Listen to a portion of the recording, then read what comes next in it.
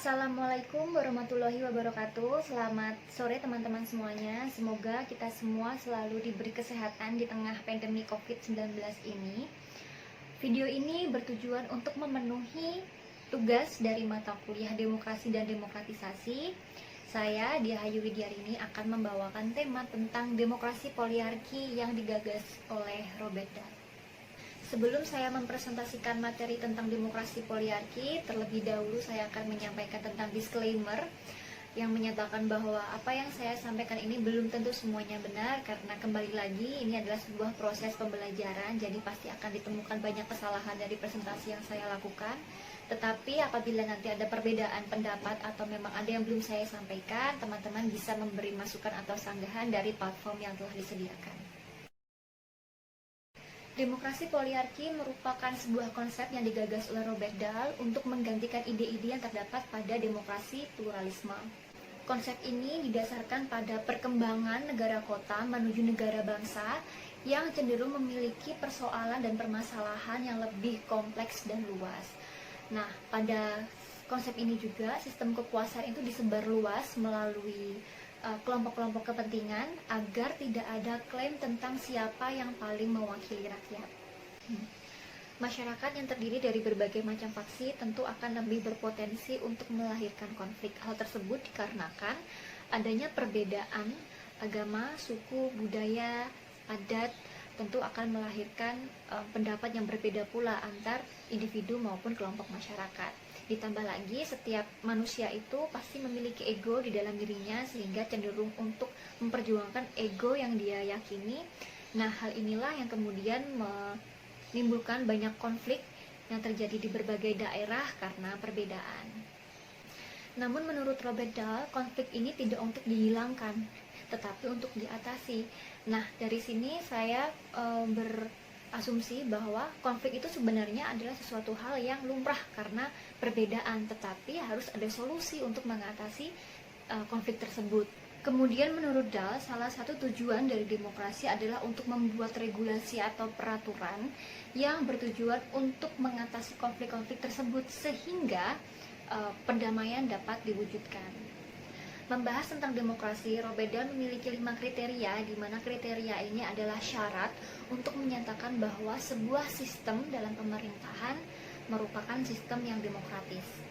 Kriteria yang pertama adalah partisipasi yang efektif dari masyarakat. Kemudian yang kedua adalah voting, di mana voting ini harus dilaksanakan secara jujur dan adil sehingga setiap individu memiliki hak untuk memilih maupun dipilih.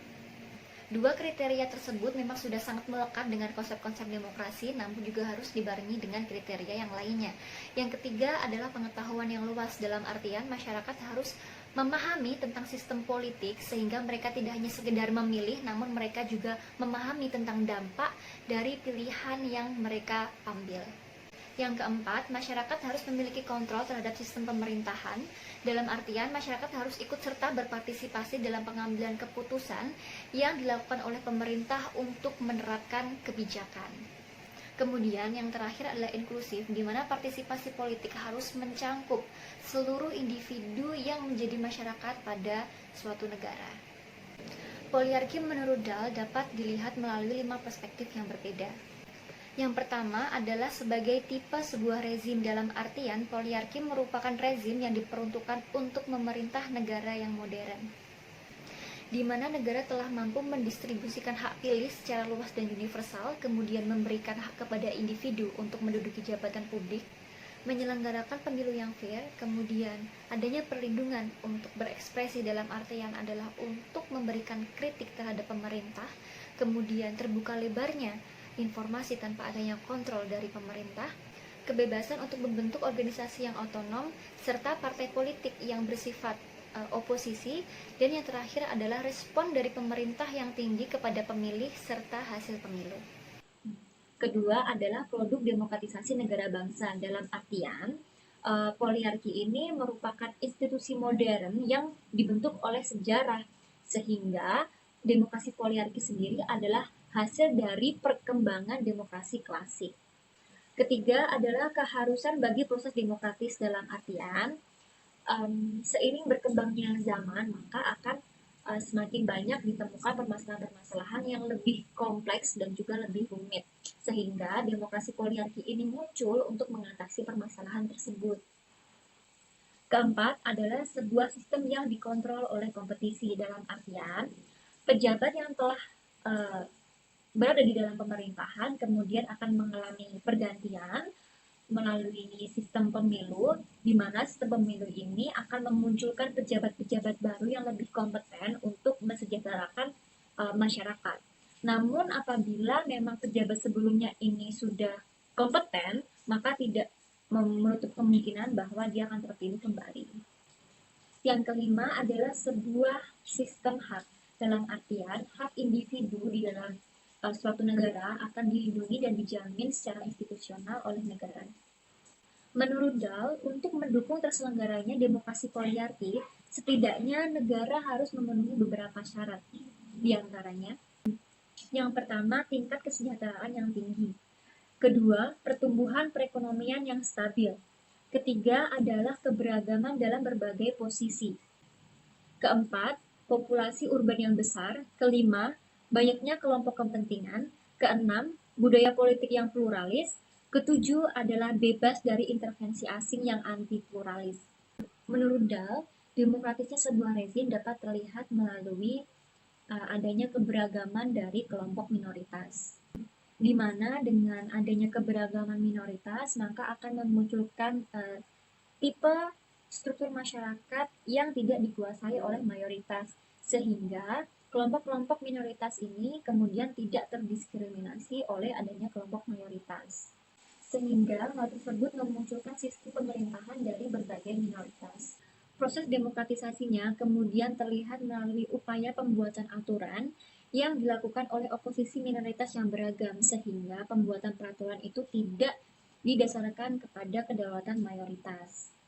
Menurut Dahl, model demokrasi yang cocok untuk poliarki adalah demokrasi konsesional yang digagas oleh Aaron Liebhardt, di mana dalam demokrasi konsesional dikenal dengan adanya pembagian kekuasaan dari tingkat eksekutif, yang mana hal tersebut dikombinasikan dengan adanya pendelegasian kekuasaan sampai ke tingkat bawah, yakni adalah komunitas.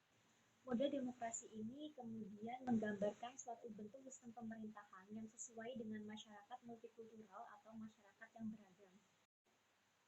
Apabila melihat Indonesia dalam konteks poliarki, hal tersebut mungkin akan sedikit bersinggungan karena dibahasnya multikulturalisme dan pluralisme, di mana Indonesia sendiri merupakan negara yang multikultural. Namun untuk melaksanakan poliarki sendiri, saya rasa Indonesia masih belum mampu karena berbagai faktor. Di antaranya adalah tingkat kesejahteraan masyarakat yang masih rendah serta pertumbuhan perekonomian Indonesia yang masih belum stabil. Tidak hanya itu, meskipun Indonesia merupakan negara yang multikultural, namun masih banyak konflik yang terjadi, di mana kita sering menemui konflik-konflik yang berbau sara, di mana konflik tersebut kemudian dipicu dengan diskriminasi yang dilakukan oleh mayoritas terhadap minoritas. Sehingga dengan kondisi masyarakat yang belum dapat menerima perbedaan, maka demokrasi poliarki belum dapat terrealisasi dengan baik di Indonesia. Mungkin itu saja presentasi dari saya. Apabila ada pertanyaan, silakan bertanya melalui platform yang telah disediakan.